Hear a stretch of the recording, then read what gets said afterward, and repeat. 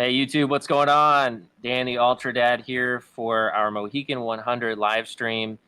Sorry, I'm just a few moments late. I hope you're doing well tonight. Really looking forward to talking about this amazing race that we have coming up in just over a week. And it's going to be just an epic experience. It'll be my second 100-mile race for the year. And I've got a couple of friends who are going to join us tonight. The first is a guy named Ryan Day. He has his own YouTube channel called I Run on Beer. And he just crossed the 1,000 subscriber mark. So it's been a lot of fun. I've been following him ever since we randomly ran the same race together about 2 years ago. And so I'm excited to have him on board. That I also have, as I mentioned before, my brother Will, who is also running the Mohican 100. He's kind of a last-minute entrant. He knew that I was going to be running this for quite some time and decided that he needed to show me up. So he decided to go ahead and register as well. I'm very, very happy about that. And then we may or may not see Todd tonight. Todd is an international traveler. He is a pilot. He may or may not have time for us tonight, so we'll see. I'm just kidding. But he's a good guy, and we'll definitely see him next week if he can't join us tonight. So we will see what happens. So without any further delay, let us bring on our guests tonight, Ryan Day and Will Allnutt, both running the Mohican 100. Let's get them on here. Hey, guys, what's going on? What's up? What's up? How's it going? Doing well, doing well. So very, very excited about what we have coming up here in just a few days. Are you guys excited? I'm very excited. I'm very terrified, but very excited. Yeah, definitely the terrified side for sure. But yeah, very excited. So both of you, this is, I believe, both of your first 100-mile attempts, correct? Yep. Yes, very much relying on your expertise to help get me through. Well, I wouldn't take my example. You know, we mentioned this before in the green room that I have failed more than I've tried, but I did get my first finish, and it just so happened to be at the Mohican 100, of course, last fall, the COVID Mohican, as I like to call it. And so, yeah, I learned some things. But, you know, you guys, I think you're going to be surprised. This is a great race for a first 100-miler, so it's going to be awesome. That gives me much more hope and comfort. So, yeah, Ryan, I mean, obviously this is going to be, just for the viewers, going to be like a happy hour format. We're all just going to kind of enjoy our time. So first things first, I will lead it off. Ryan and Will have just taken drinks, so they've already beat me to the punch. But I'm having some bourbon tonight. And we just lost Ryan, it looks like. There he is. I'm drinking some bourbon tonight. I should know the brand, but unfortunately, it's upstairs, the bottle is, so I don't have it. But it's a mid-range bourbon. I'm really enjoying it. How about you, Ryan? So I have, if anyone tuned into the happy hour I did a few weeks ago, same thing left over, but I've been really enjoying this Sierra Nevada Summer Break Session Hazy IPA. Nice low alcohol, just refreshing, perfect for summer when it's nice and hot. That's awesome. Sierra Nevada. Very delicious. What about you? Yeah, I like them a lot. Yeah, I will say that I normally am a bourbon drinker just like you, Dan. But tonight I knew we were with Ryan. I run on beer, so I got myself some clown shoes, and it's a Space Cake double IPA. Ooh. So love to see it. Well, thank you for accommodating me. Clown shoes. What's that? I've never heard of that brand. Is that? No, neither have I. I just went to the local store and said, you know what, that looks pretty good. It had pretty good artwork on it. You know, that's kind of honestly, my beer drinking comes down to the can. I'll be honest, you know, oh, that looks pretty cool. So that's the way to go. You're like my wife picking a football team to win the local pool, just based on the colors and the design, more so than the stats. So coolest logo. Yeah, exactly. So let's see. For anybody watching, definitely mention in the comments that you're watching. If you'd like, tell us where you're viewing from as well. If you have any questions for Ryan or Will, be sure to do so. Type it in, and I'll be happy to pass it on. It looks like we already have a couple comments here. One from Mama. I'm not sure if you can see that on the live stream. Is that your mom, Ryan? That's my mom. All right. AKA my #1 fan. That's right. That's right. I could say the same thing about my mom. So is she going to be at the race, Ryan? She will, and she just texted me a little while ago that she made a last-minute purchase at the I Run on Beer store to make sure she's decked out in all of her gear, so everyone knows who she's there for. That's awesome. That's pretty cool. You got merch, man. That's pretty sweet. Now, so with merch, I thought that started after 1,000, but you've had that for quite some time. Is it just that YouTube won't really help promote it until after 1,000? Yeah, so I've only recently started doing YouTube stuff within the last couple of years. But I was doing stuff on like Instagram. I had a blog for a while and created a merch shop for that. And then I'll just like link to it on YouTube and things like that. But yeah, YouTube won't promote it until you hit a certain threshold. Okay, that's what I thought, because I've seen your merch for quite some time on your channel. That's pretty interesting. So that's a great start. So you did it on Instagram. It was your primary source in the beginning. Is that right?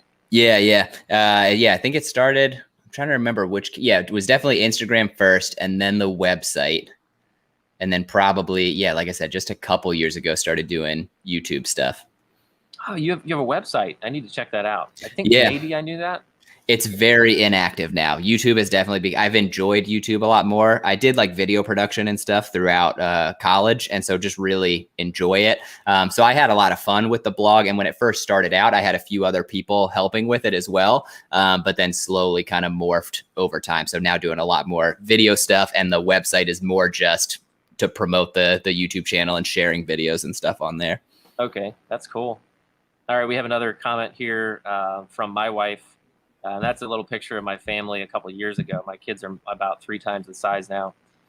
So she says, I'm drinking Elijah Craig. Okay, so that's the brand of bourbon that I'm drinking. So. Oh, nice. And looking out for you, man. What was that? She's looking out for you from upstairs. Yeah. Well, I don't know about that, because now she's dogging on me because I was giving her a hard time with her football team skills and picking skills. So, we got Ryan Clayton in the house. What's going on, Ryan? Good to see you. Oh, nice. Thank you very much for joining us, and thanks for the well-wishing for Mohican. I sure hope it's a better result than I had a couple weeks ago. Ryan just finished the Cruel Jewel 100, his first attempt at the race, and he finished it, and he did just an amazing job. I ran for a couple miles with him and with his friend Matt, and man, they were just moving. I had to back off. I mean, they were outpacing me for sure. So, congrats to Ryan for that finish. For sure. Yeah, congrats, Ryan. I enjoyed following Ryan actually on the little the app or whatever. And as I was following you, but I was following Ryan, I was just like, man, like I follow him all the way through. What was it, like Sunday afternoon, Sunday evening? I forget when he finished, but it was just crazy how long he was going. I couldn't believe it. I was like, 2 nights of sleep, and I'm like, geez, man, this guy's still going. Yeah. So good to you, Ryan.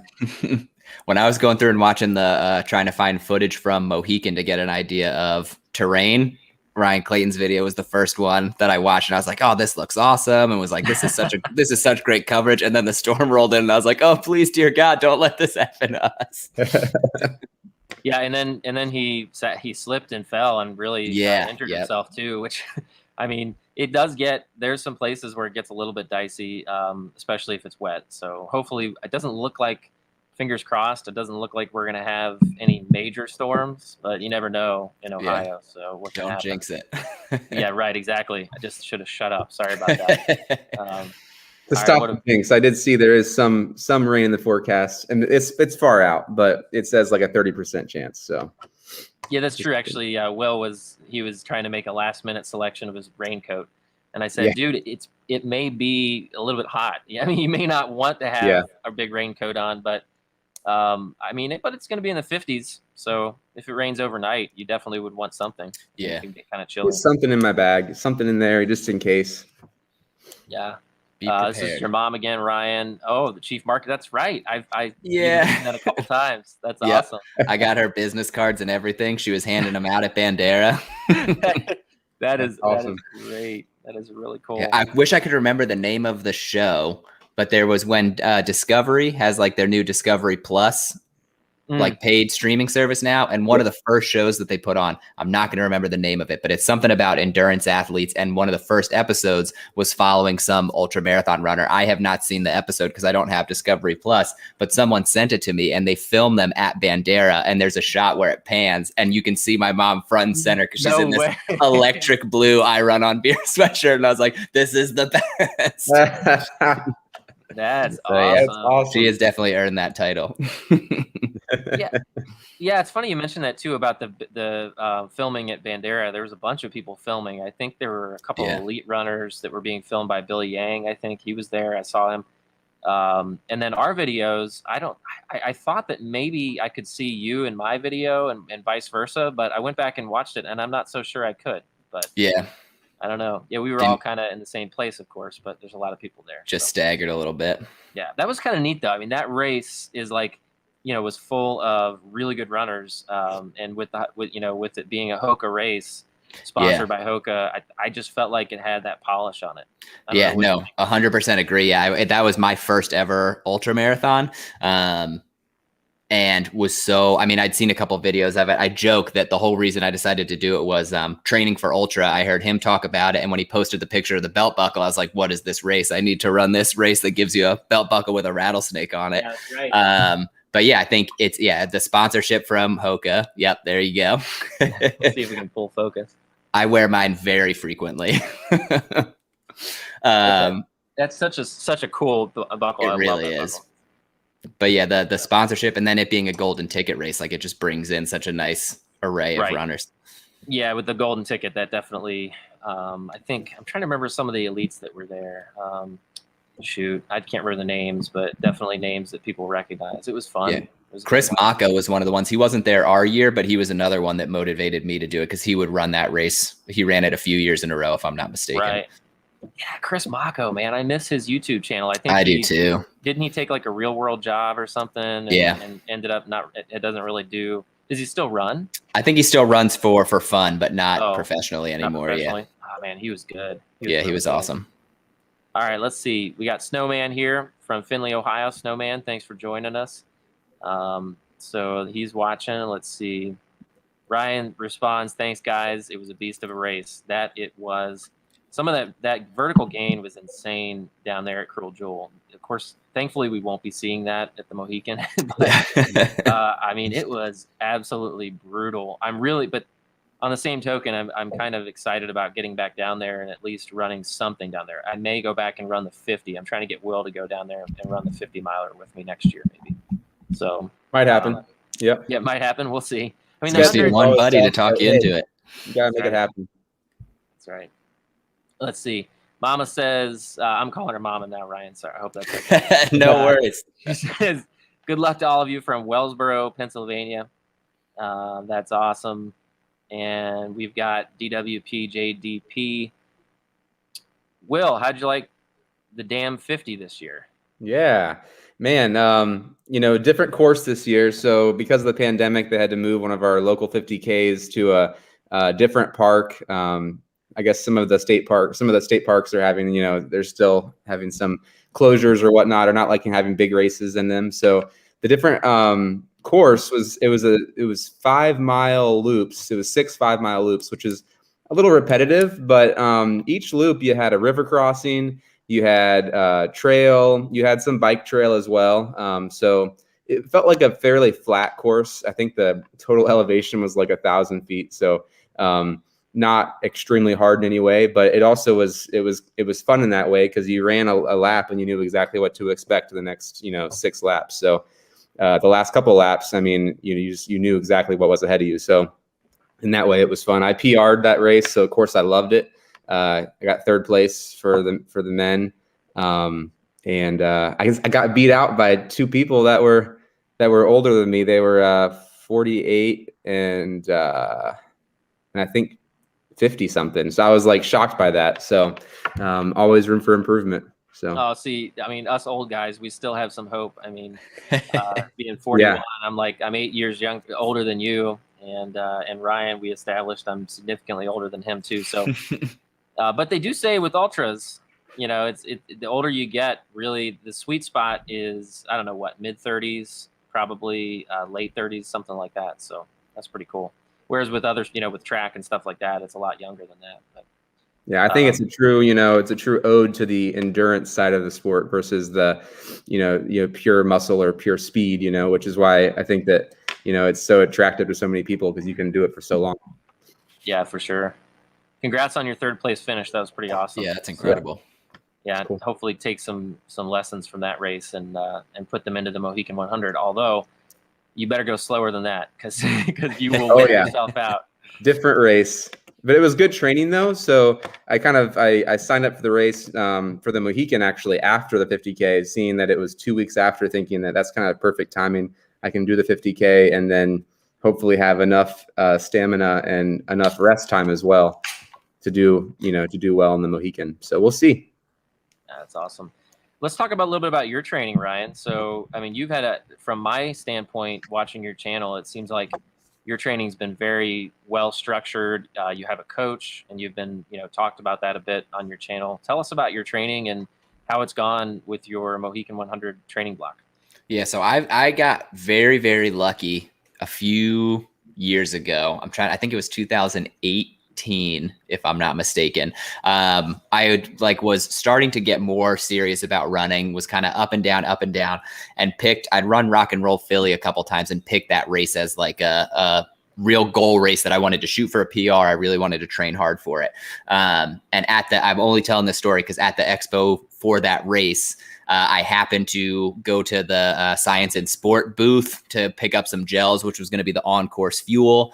Saw this guy who was holding a Heady Topper water bottle, which if you're not familiar, Heady Topper is a very, very sought after New England beer that's incredibly hard to get. So I was like, oh, cool, a craft beer fan. I had just started, I run on beer and stuff. So I was like, oh, can I get a picture with you? Like I'm all about craft beer in the running industry.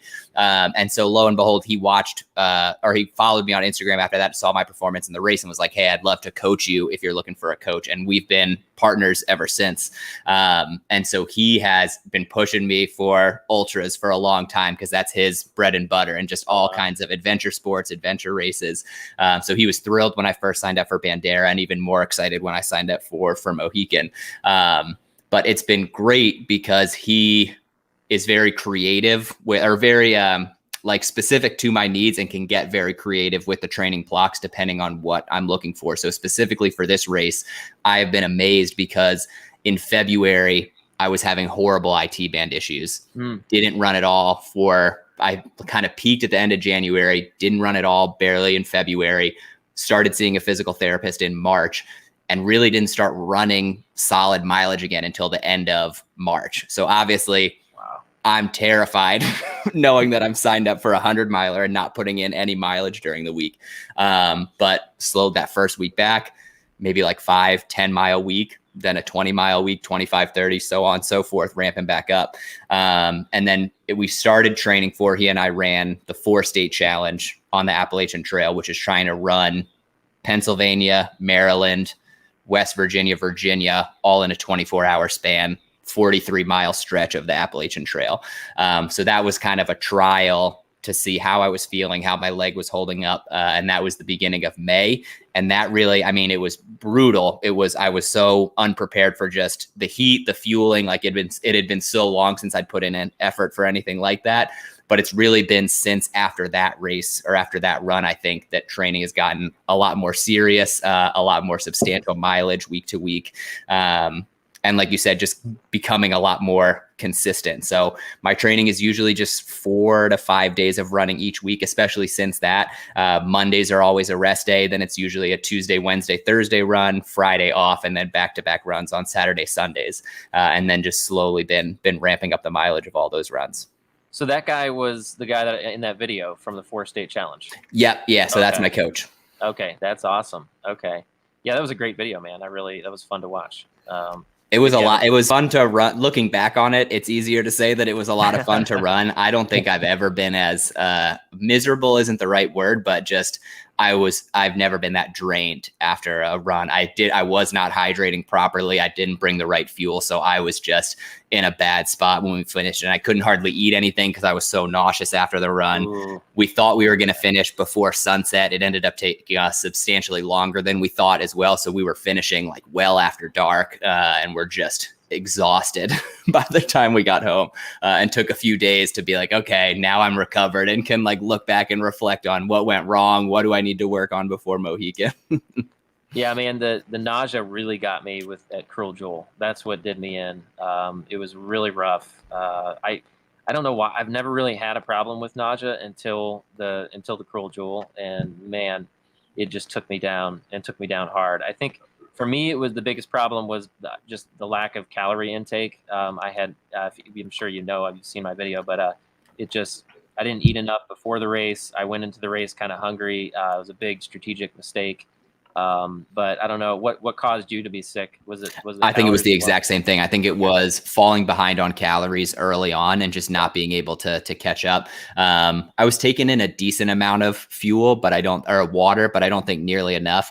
I mean, not to get too personal, but I didn't pee the whole 43-mile run. I think I peed once, and I don't remember how many hours it took us, but well over 12 hours, and only went to the bathroom once. I was like, this can't be a good sign. Yeah, no. But I had something similar at Bandera also, where I remember when we finished the first half, since it's 2 loops, I told my crew, I was like, I'm a little worried because I haven't gone to the bathroom at all, but I was like, I feel fine, and like was drinking fluid constantly. And I was like, I just haven't gone to the bathroom. And then the second half of the race, I was going to the bathroom constantly. So I was like, I don't know what switched. I don't know if it was the temperature or what, but yeah, just still trying to nail down the best strategy for that. Yeah. Will, have you ever had a problem with nausea with your races? Not with nausea, but I think that, what you guys are talking about is like what I'm focusing on for this race is the nutrition side of things, the calorie intake. I think I learned the hard way at a couple years ago. I did a 50K with you, Dan. I did the tie-dye 50K, and we tried to do like 100K out of it. And at nighttime first, we kind of did a little extra to see for your qualifying for the Bandera, I think. That's right. And man, I just remember feeling like for the first time, I never felt like I couldn't even walk. Like I just felt like, I got to the point where even walking was so painful. And that was after 50K. That was someplace in the 60K range. And I just kind of, I just fell off the bandwagon there. And I learned from that. I was just drinking Tailwind the whole time. And it was a caffeinated Tailwind as well. And I learned that you have to mix in water. You have to mix in calories more than just Tailwind. You have to be eating food at those distances. And with 100 miles, I think that's going to be so key is, getting meals in, small meals, so you can still tolerate running, but, continuing to stay with nutrition. So the calorie intake.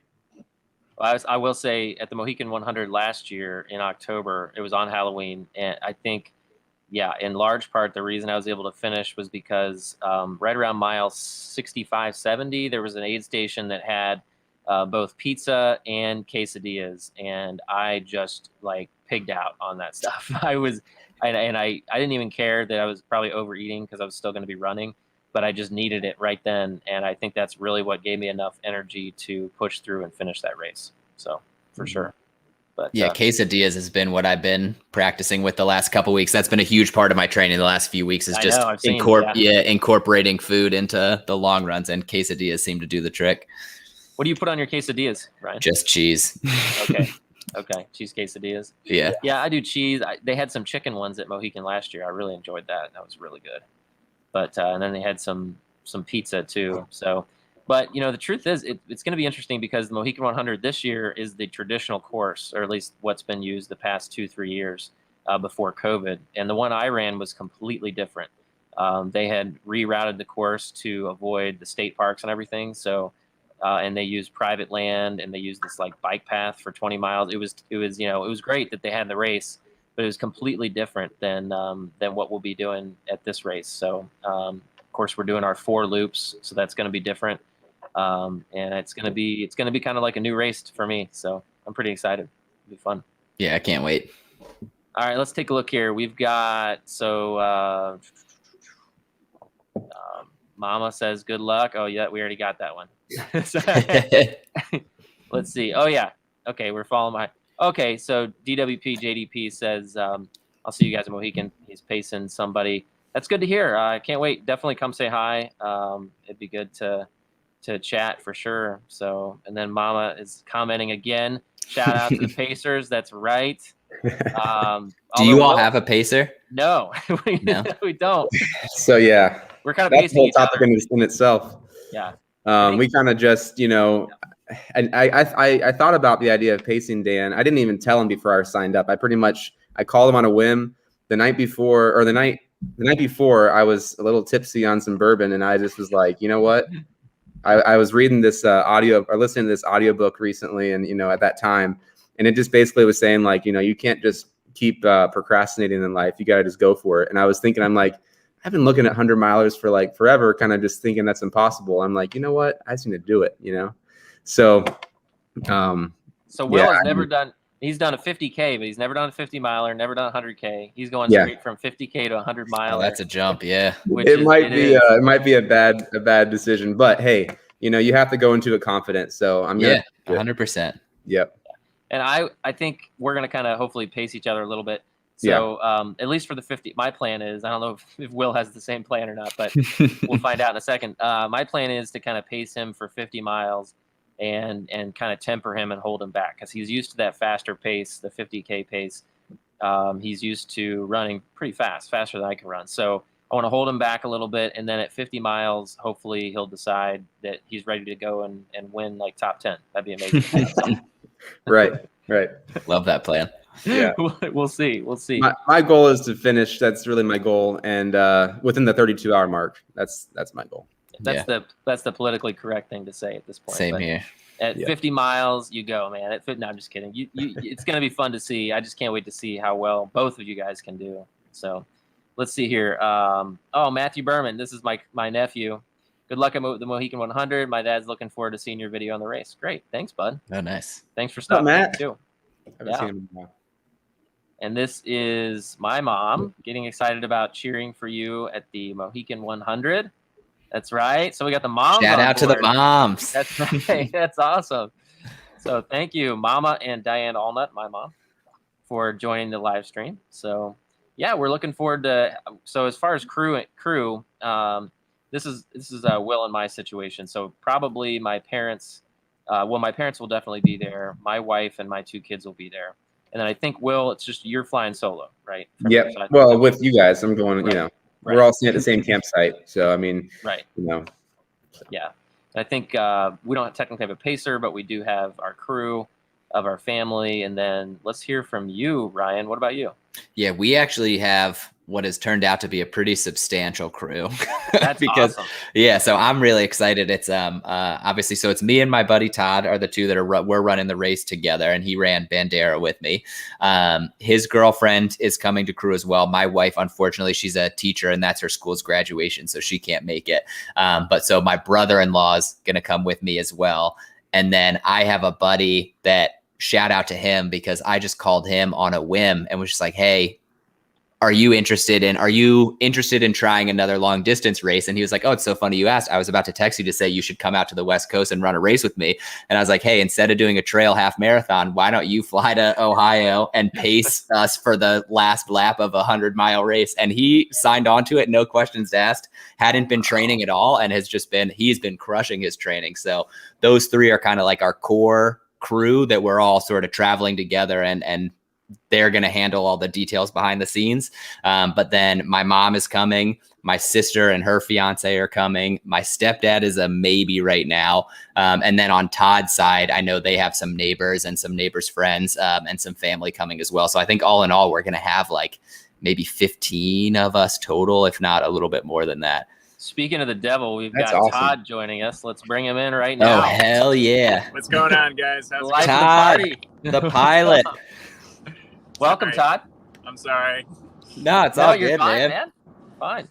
It's good to see you. It's an honor to be here with the fellow Bandera finisher. That's right. That's right. So, Todd, nice to meet you. I'm Dan, of course, UltraDad Dan. Hey, Dan. We got my brother Will with us, and of course, your buddy Ryan Day is with us. You know too. me. He's not important. He's not important. So, you apparently are on your way back from work, right? I am. I just landed in Grand Rapids. I came from Philly, and it was a nightmare. So we're on the way home now. I was actually thinking it'd be kind of funny when I heard that you might be late, that you got a delay. It might be funny for you to log in from the cockpit. But I figured you might lose your job if you did that. So Yeah, they wouldn't like that very much. No. That's awesome, man. Well, I'm glad you could make it. So let's see, what were we talking about just now? Oh, I was just talking about our crew, and I forgot to mention the important one, Koa, who's in the background of Todd's video right there, that little furball. Yeah. He's our emotional support animal. Yeah. That is awesome. Hey, where's going? No, he doesn't follow you with work, does he? I mean, I know that's kind of sounds like a stupid question. No, I'm not driving, by the way. My other. Oh, okay. Okay. Hi, guys. Hey, what's going on? Welcome. Abby is our crew point person. Oh, that's great. That's great. And I had a question too. Are you guys camping or are you staying at a hotel? Yeah, We are camping. Yeah, we got a little trailer hookup in an RV spot at the Mohican Adventures campground, and I think they're a little bit more strict on who can visit this year. I know they had a visitor policy because of COVID. They have to that guests are limited, and each person has to have like a wristband. They got to be all registered, something like that. So we actually reserved an additional like tent space in case extra people show up, so they can also like hang out. Perfect. Our crew, which consists of our parents mostly, and my wife and my kids, we have a spot also at the campground there at Mohican Adventures. Oh, perfect. I'm curious. We'll have to later we'll have to figure out where you guys are exactly in the campground. I know that we are going to be probably just a couple 100 feet away from where the course goes through the campground. So that's awesome. So that'll be nice. And I did talk to the race director, and they said that if you're staying in the campground, you can make that spot kind of a separate aid station if you want. Like your crew can service you there in the campground, even though it's not technically an aid station. So I confirmed that. So that was kind of nice. That's perfect. Yeah, for sure. So Todd, so you ran the Bandera 100K. What have you done since then? As far as a whole lot of nothing, really. Actually, that was the last race I ran before this. But to be fair, also with COVID and everything, there wasn't a lot happening. But before Bandera, it was really just road marathons mostly Okay. with Ryan actually. So we kind of took a big leap going from the regular marathon to a 62-mile trail race. But figure if we can knock that out, we can knock out 100. Yeah, I mean, you guys beat me, I think, by 20 minutes. We actually finished pretty close. I did text Ryan. I was like, "Hey, do you know we beat UltraDad?" That's right, you did. So, but that was pretty cool that we ran the same race. What's funny is I've never run a road marathon. I ran cross country in high school like you guys, but except Will played soccer. But so yeah, I've never run a road marathon. I've run half marathons, and then I jumped right up to 50K and kind of fell in love with trails. So I don't have any of those under my belt. How many have you guys done? I've only done 2. Okay.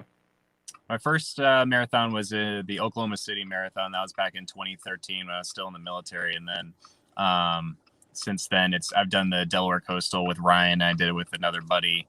And that was like half road, I think, and then half kind of sandy trails. And then like the Rock and Roll DC Marathon, we did that as well. So that was all road and really kills the calf after a while. So yeah. I'm also a trail fan. It's easier on the joints and easier on everything. Yeah, absolutely. I will say though, for some reason during this training block, including both, I just ran the Cruel Jewel 100 and then this, I did a lot of road running, and I hope that doesn't come back to haunt me. I mean, I've done a bunch of trail running too, but we just don't have here in Ohio. We don't have mountains, so it's kind of frustrating with trails because, especially when you're training for something like the Cruel Jewel, you just don't have that vertical gain. So I spent a lot of time on the roads. I don't know. We'll see if it pans out. I'm in the same boat on Long Island. There is virtually no elevation. I do my hill training at a landfill nearby and just run up and down the landfill over and over and over again. That's not bad. I mean, that's pretty good hills. And Todd, you're from Grand Rapids, or you live in Grand Rapids? Yeah, I live in Grand Rapids. Similar situation but there's a couple. There's this one specific park called Saugatuck State Park, which is right on Lake Michigan, that has sand sort of hill training, which is helpful. And anytime I'm out there, there's a lot of unmarked trails too, and I'm always discovering new places to go. And so there's you never get bored really out there. But that's where I've gotten probably most of my elevation training is out in the Michigan dunes. So we'll see how that translates to Mohican. Those dunes are no joke. I mean, my family and I, we went up there a couple summers ago, and those dunes, I mean, you can get some good work out there for sure when it comes to running. It's really pretty too, Absolutely. Right on the lake. Yeah. Yeah. Beautiful. So you said military. What's Air Force, Army? What's the deal? Navy? Just 3.5 years active in the Army, which helped get me in shape. I took a little break from running after that, but have slowly sort of gotten back into it like most people do. Were you the reason I asked it, my dad is a 20-year vet, Air Force vet, flight surgeon. And were you a pilot in the Army, or? I never flew in the Army. I worked, so I specialized in air defense artillery, which is like surface to air missile systems, and spent most of my time out in Fort Sill, Oklahoma, where all the incoming enlisted officers, warrant officers came to get their technical training. So it's basically like the air defense schoolhouse. Everyone came our way. So that's where I spent most of my short career there. So that's cool. Yeah, wouldn't recommend Fort Sill, Oklahoma. It's not a lot going on, as is with most Army bases. Yeah, so. Yeah. The Air Force bases have the best pools and best golf courses, and the Navy doesn't have any. They just have boats that you go on for 6 months, right? Something like that. Yeah, and then Coast Guard, where you can get stationed in Key West, Florida. That's nice. Chase drug runners around. Yeah, that would be nice. I used to room with a Coast Guard captain when I graduated from college and roomed with him for a whole year, and in Fort Myers, Florida. It was like he had the best job ever. He just lived in Fort Myers and got in the boat, and that was that. Awesome. Yeah. Yeah, I remember that guy. You told me about that, Will. That sounded like a great. He was a great roommate too, man. He's like, he's great. So. All right, let's see. We've got Mama's back. We've got Todd, you haven't. The inside joke is that both Ryan and my mom have been commenting a lot on this live stream. So this is Ryan's Mama. What kinds of foods do you find works for you during ultras? I assume she knows what foods you eat, Ryan. I will ask you that in a second.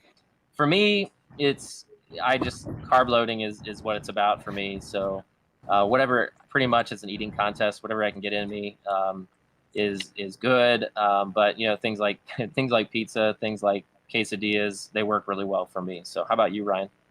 Yeah, I was just distracted by Todd's dog in the background. But yeah, so that's, like I said, that's an area I definitely need to work on, is identifying foods that work better for me. I ate a lot of gels and honey stinger gels and honey stinger waffles at Bandera, and then just kind of snacked on the stuff that was at the aid station. I annihilated pickles at Bandera. But I was like, and then I looked it up, I was like, I don't know how many calories that are. And I was like, oh, pickles are 0 calories. It's just basically salty water deliciousness. But yeah, I was just like downing those back to back. So I've been trying to find more calorie dense solid food. So I mentioned quesadillas are good. And then at Bandera, the ramen that they had overnight, once it cooled off, I was craving that. I don't know if that's going to be that enticing if it's 80 degrees in Mohican. But yeah, I remember waiting at an aid station for like 20 minutes just because I wouldn't leave without a cup of ramen at Bandera. Yeah. What about you, Will? Yeah. Actually, I've never even thought about ramen. That sounds I'm glad you mentioned that. I love ramen, and it's carbs and it's salty. That's like probably perfect. Yeah, I'm definitely going to pack some of that. I initially just trained thinking about, something like peanut butter and jelly. So the peanut butter and then the jelly for the sweet. And then you have some, bread, obviously. So they have those Uncrustables, which are kind of easy to pack, and then also with that mixing in, different gels. Dan recently got me onto the Spring Energy gels, the Canterbury flavor. I think they're kind of expensive, but they really do taste really good. So I found that in that 50K I did that, I tried one of the other brands they had there, and I don't even remember what it was, but it didn't taste good, and then I didn't want to eat it. So I learned that it's important to take something you want to eat. Yeah, For sure. When you're tired, you kind of have to force yourself to eat something, so it better taste good. What about you, Todd? Todd's got a pretty good Uncrustables recipe. Oh my God! So it's funny you mentioned Uncrustables. I was a sucker for the Nutella-filled Uncrustables that you get at Walmart, and what I would do is I would create this sort of batter that I would it was like egg cinnamon batter that I would dip it in and then fry it, so it was like a French toast Uncrustable with Nutella in it. It was just like a dense calorie mess. But that's been my fuel in the dunes, man. But at Bandera, like I think I just relied so much on the tailwind, I didn't really want to. It was hard to get anything else down until the sun went down, and then I started indulging in the broth, the chicken broth, which like brought me back to life when I was getting real cold. Yeah, it did get cold at Bandera for sure. It did. Yeah, I think it was in the 30s once the sun went down. Yeah, it got into the high 30s. That's when I got a little nervous, like dipping down to the 30s and covered in sweat. But I don't know how much I'm going to rely on Tailwind for this one. I know they got Hammer Nutrition products at Mohican, and I swore after Bandera I would never take another sip of Tailwind again because it was so hard to get down towards the end.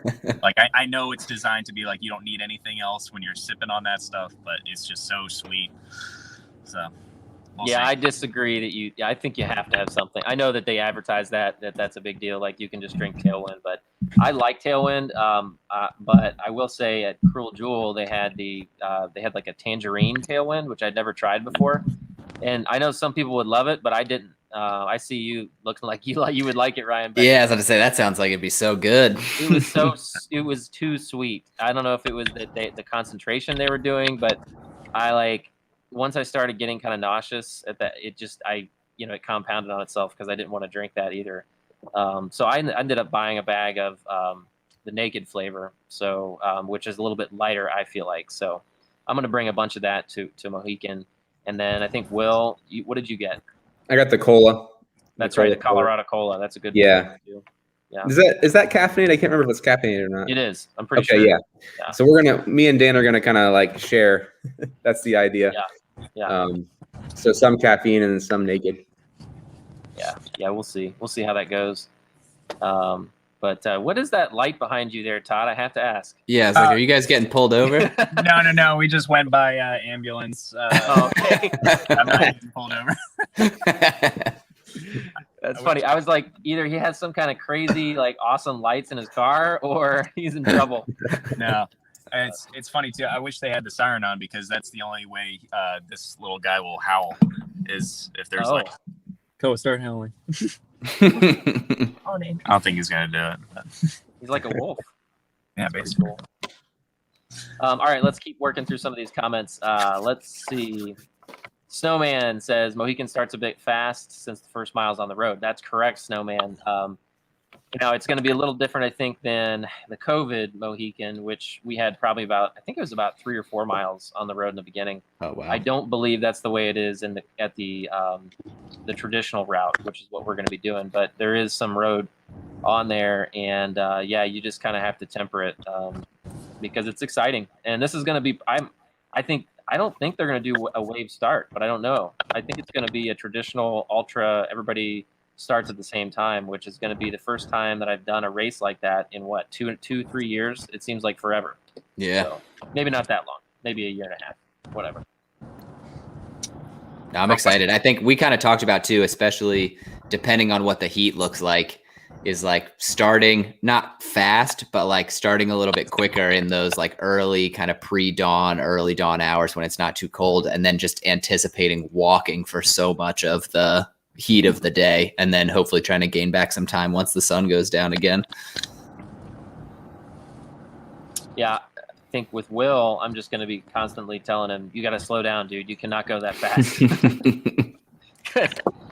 Yeah, that's going to be the challenge, I think. I mean, like this last 50K, which is different than a 100 miler for sure. But like I started out and I just felt like I was like in the second place spot, and I was like, I wasn't expecting that at all. And everyone else was way behind me, and I wasn't going that fast. But that's going to be the hardest thing I think here, is not letting myself get too fast. Because even in the 50K, I got very tired. Like, mile 25, I was pretty worn out. So I really need to hold back and just stick with the expert there, UltraDad. The expert at DNFing. That's great. So here is Mama once again coming in strong. Now the moms are teaming up against us or for us. She's going to meet my mom. Oh, boy. This is going to be fun. It's going to be the best cheering section of the whole race for sure. We are never going to be able to run an ultra again without our moms being at the race. I love you, Mom. I love you. I'm going to pay for that one. Let's see. This is my wife. Yeah, she wants to move to Michigan. Okay. All right. I hear Grand Rapids is beautiful. Yeah, exactly. We got a house for sale on our block, so just let us know. Will do. All right, and Snowman comes in. Oh yeah, that's right. Yep, they did serve some ramen back in October, and that was nice because it was a little bit cool. So it worked out nicely. But yeah, so I don't know what else we got going on here. We talked a little bit about training. What have you been doing, Todd, as far as your running recently?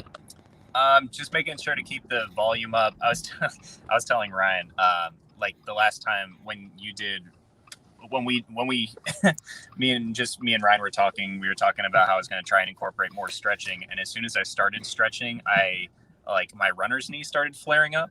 So once I stopped, it went away. So I think I've just reached a point in my body where stretching's not a good idea. I just need to run extremely long distances and just stick with that. I don't know what that means really, but yeah, sticking with 40 to 50, max 50-mile weeks. Usually one long run in between like 15 and 25 miles. And so far I'm not injured, so I'm happy. And now I'm kind of just slowly starting to taper, and sorry, it's getting dark outside, but especially with certain overnights that we do, there's not a lot of options for, running trails nearby. So I got to, stick with like the, hotel gym, which is limited. So, just getting most of those long runs knocked out when I am home during the week, which is, 2 or 3 days tops. So, yeah. Will, tell us about your training, because we talked about your race, but what have you been doing? Yeah, I mean, up to the last 50K that I did, which was last weekend, I was trying to incorporate, probably about 30, miles, 40 miles a week. My training hasn't been super, I didn't have a schedule or anything. I looked at some schedules, but I basically told myself, okay, I'm going to run as much as I possibly can with kids at home, because the kids, make things, less time. So I just have that factor at home. So I just go when I can, and I go as long as I can when I can. So it's ended up being about, 30, I have to check my Strava account. I'm guessing about 30 or 40 miles a week at the most, I would say. And then I did that 50K. And then this week, I was going to ask you guys, how are you guys handling this coming week? I've been doing like a couple of 3-mile early morning runs just in the neighborhood, just to kind of taper down. But I didn't know if I should be, doing like a little bit longer miles this week, or what you guys are doing as far as 5-10 miles, or are you sticking with like 3 miles? And when do you stop running? Do you stop running like 3 days before? When do you stop running?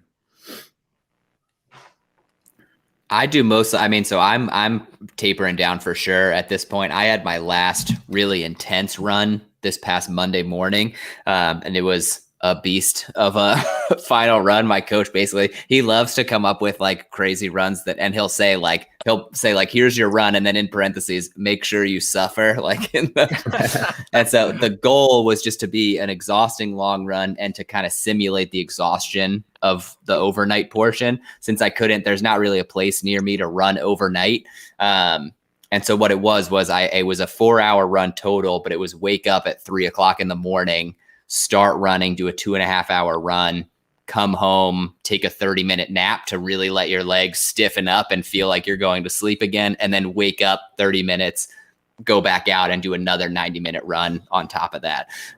So that was my last like aggressive long run, and was definitely exhausting, but was easier than I thought it would be. So that made me feel real confident. And as soon as that was over, I texted him, was like, I hope that I'm tapering now, because like that, I ended on a really high note. That felt good. And now I just kind of want to coast until the race and hope everything goes well.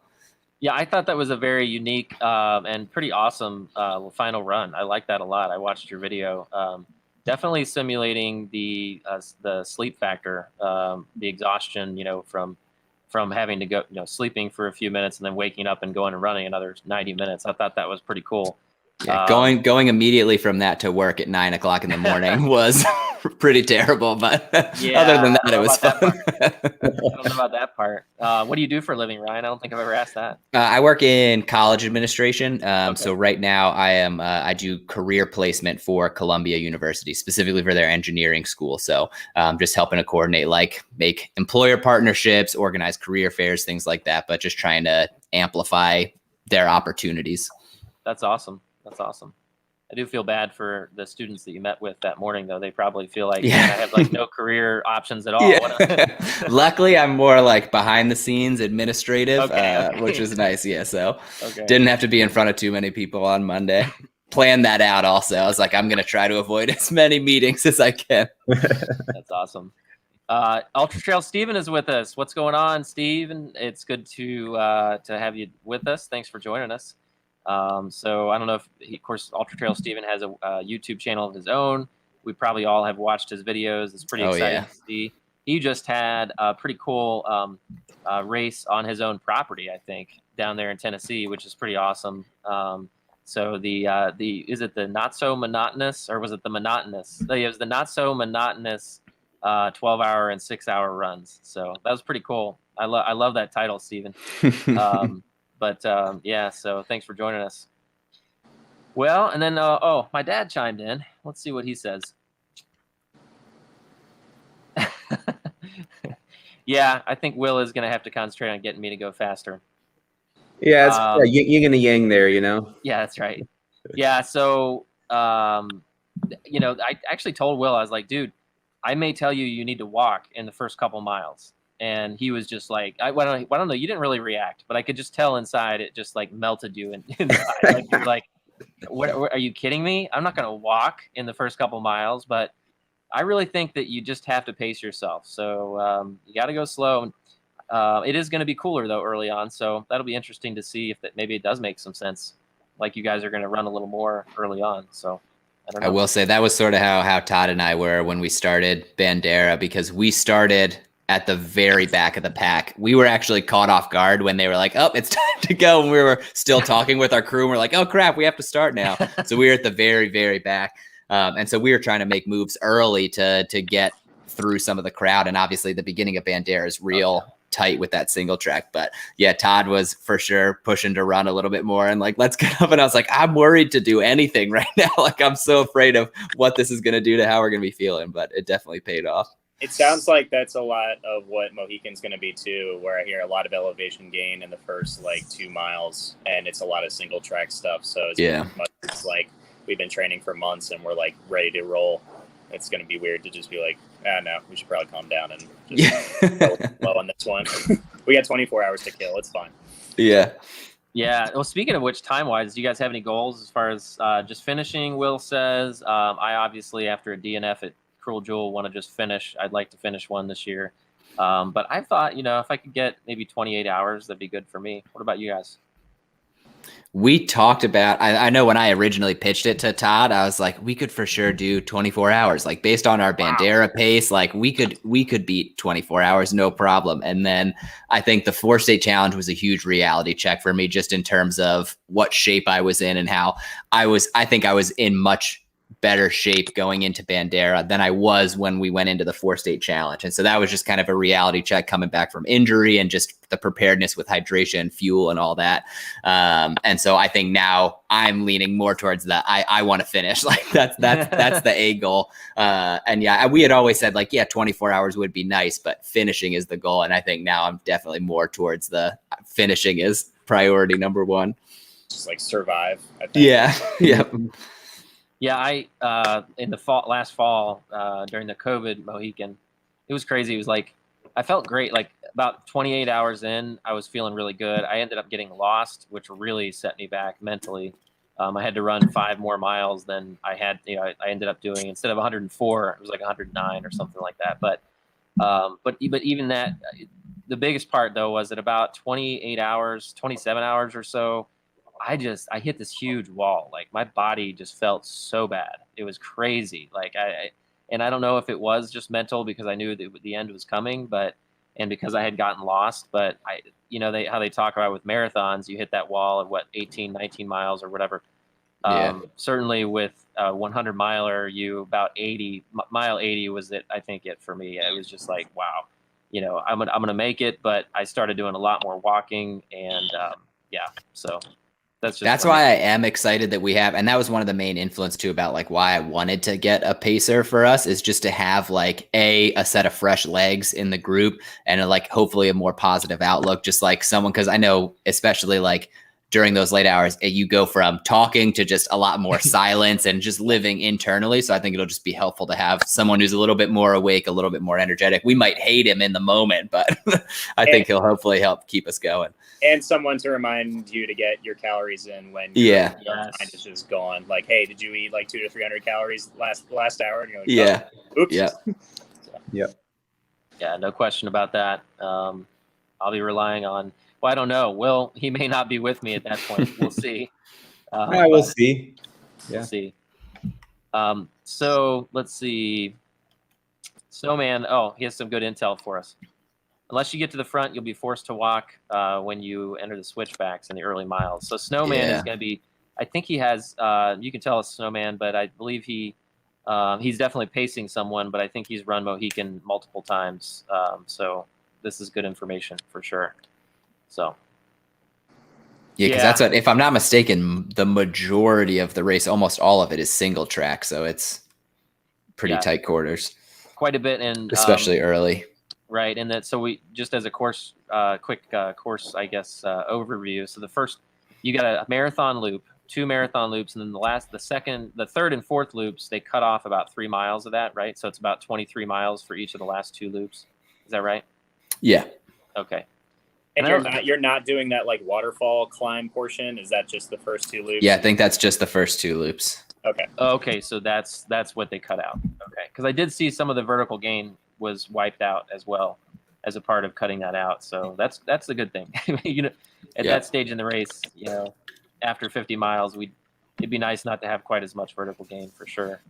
Let's see. Snowman says he DNF'd in 2019. He's back for revenge. Excellent. Love it. So, welcome to the crew, man. That's the main reason I want to finish, because I don't know if I ever want to do this again. It's like I just want to finish so I don't feel the need. So you can say, I finished a 100-miler. Let's do more marathons. Yeah. David Poff says, do you guys have any time goals? So, David, we just went through a couple things. I think most of us want to finish.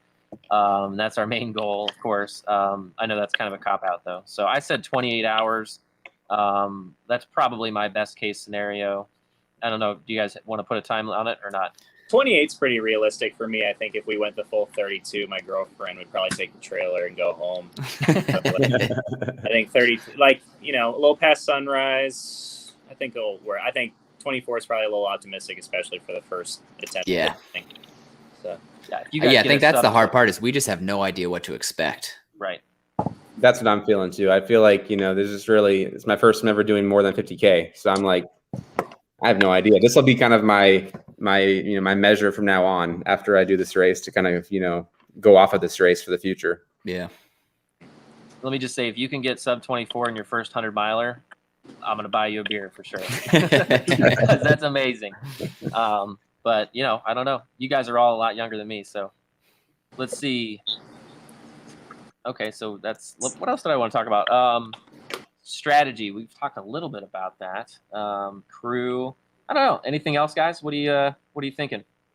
Is your crew are they just going to be at the beginning of the loop, or are they going to meet you out on the course at any points? So you want to answer that, Will? I'm not sure the answer to that. From what I know, so my parents are going to be probably, and my wife are going to be the main crew, and then my 2 kids helping out too. I think the nice thing about the fact that the course crosses through the campground, I'm hoping that will be our own very special little aid station. So, and Todd and Ryan, you're both welcome as well. But basically, I think it'd be nice not to have a bunch of the craziness with some of the other aid stations. So I'm planning on, whether there's a small tent set up right there where the course crosses over, or maybe even we just walk over to the camper and just take a break there and then go back.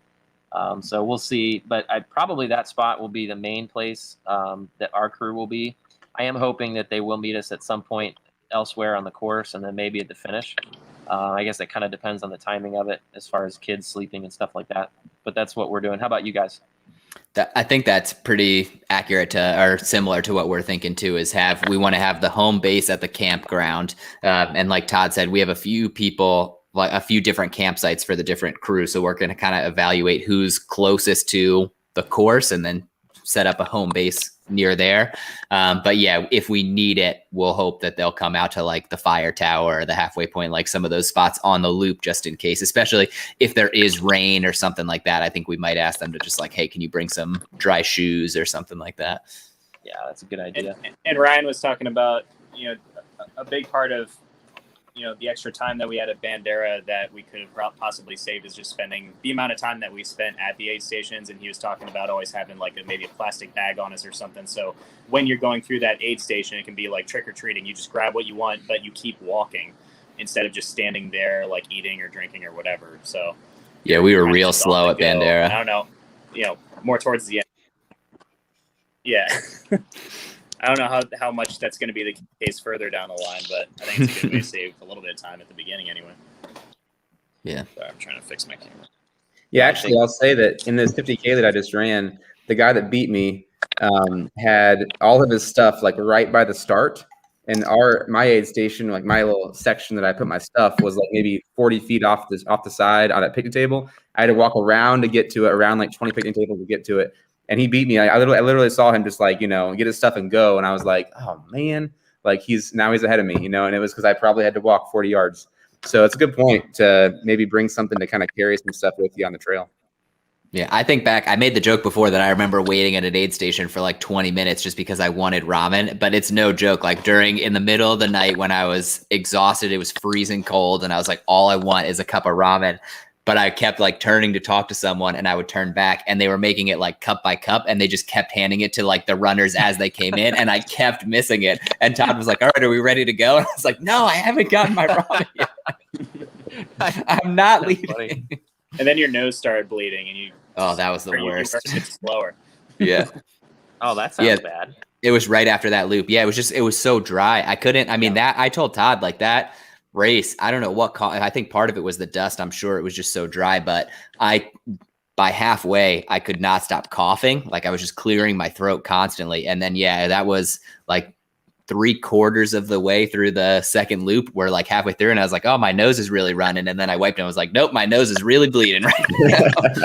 And we stopped. We asked like a handful of runners, everybody that passed, like, hey, do you have any like toilet paper or tissues or nothing? And so I was just using my shirt. And by the time we got into the next aid station, just oh man, looked like it was quite a mess. Wow. Yeah, actually, it's funny. Or not really funny, but at Cruel Jewel, a guy gave me a ride, and because he had also DNF'd. He's a real fast guy. He's going to run UTMB this year, but he had a terrible race, and he said he had just had the COVID vaccine a week before the race. And, of course he didn't know, and I didn't know if that really had much to do with it, but his nose was bleeding. And he said he started feeling like his chest, like almost like heart attack symptoms, like there was an elephant on his chest and stuff like that. And he ended up pulling the plug and DNFing. But yeah, I was like, dude, that sounds terrible. I mean, he's like, well, I just got the vaccine. And it was this guy from, I think this guy from Guatemala, actually, who lives stateside, but he's a Guatemalan guy, and a nice guy. I can't really remember his name, but he gave me a ride, and it's fun. I don't know about you guys, but I really have a lot of fun at races like this because I meet so many people. It seems like I always make at least 2 friends at any of these races, and you go through hell basically, and so you feel like you really kind of get close to these people in some sense. I think it's kind of cool. Yeah, and I think unlike road races too, you can run for long periods of time with someone, regardless of your paces, because one of you will slow down or speed up a little bit, and you can just you'll hang out with someone for such a long time, it's real nice. Yeah, it's a lot of fun. The yo-yo has always been fun for me. I feel like you get to meet somebody and then you see them down the trail and you say you know their name already and you're talking to them again. It's like, yep. All right, we have another comment from Lauren White. She says, Ryan held you guys up even more waiting for that Titan score. So what's the story here? Yeah, that was that's my wife in the other room.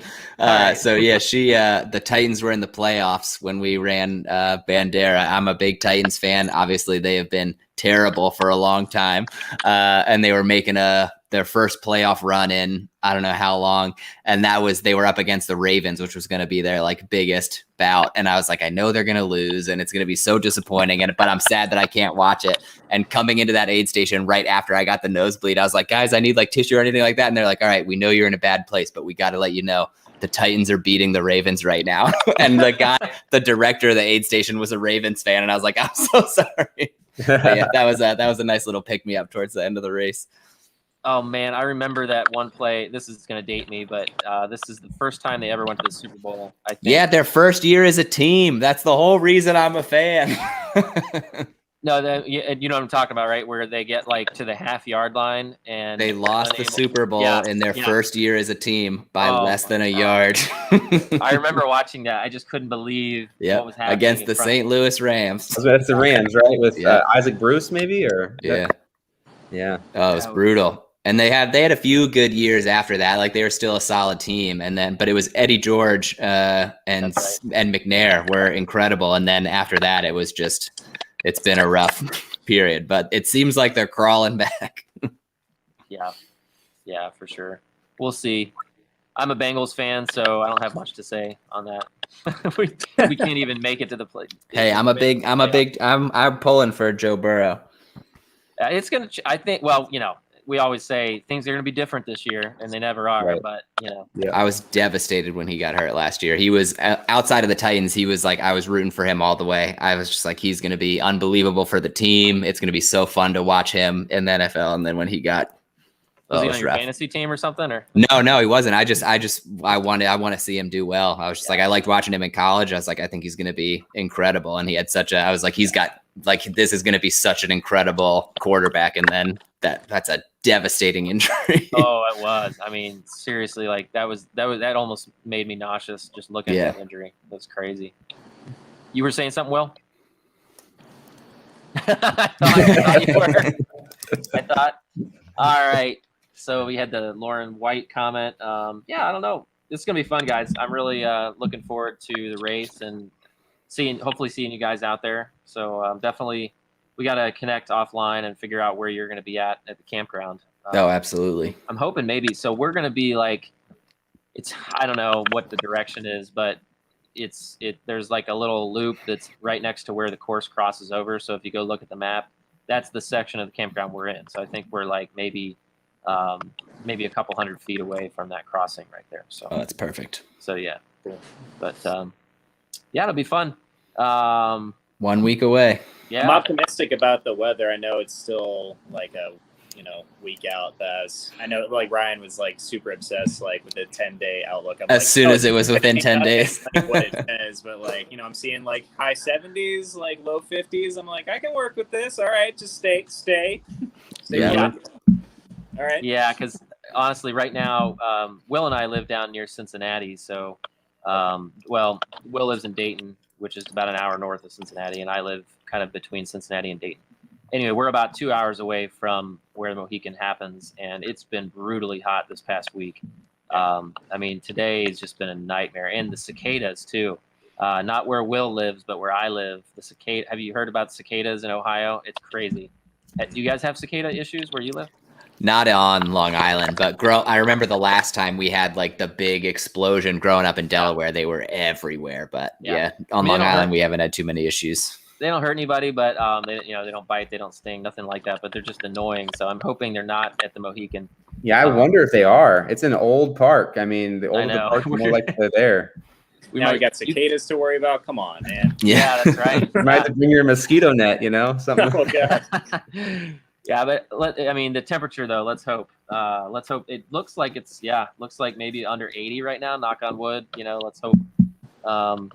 The guy who talked me into the race, I texted him. I've been messaging him constantly. Like anytime I'm having a low, I'm like, why'd you talk me into this? And then I'm like, oh, I can't wait. Like, it's going to be fun. He's just doing the 50 miler.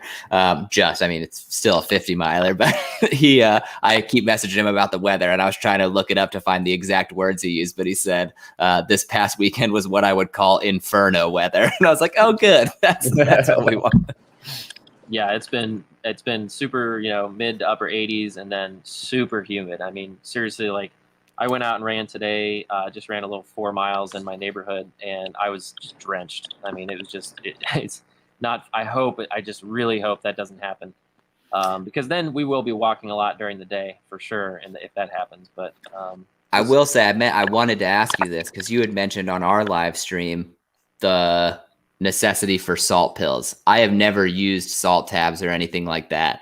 So I would love to know, like, when do you know if you need one? How are you supposed to take them? I have no idea what you're supposed to do. I know they're good. They can be good in situations like this, but I am so out of my element with that.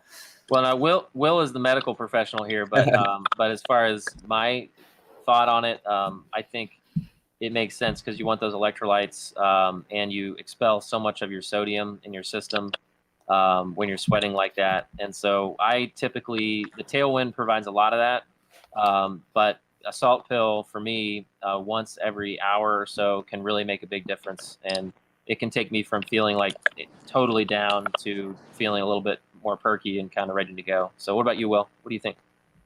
Yeah, I mean, I don't know the exact science behind it, but I think on the actual Salt Sticks name brand, bottle, it says like take 1 to 2 tablets every, I think it's 1 hour of like endurance exercise is the way it words it, I think.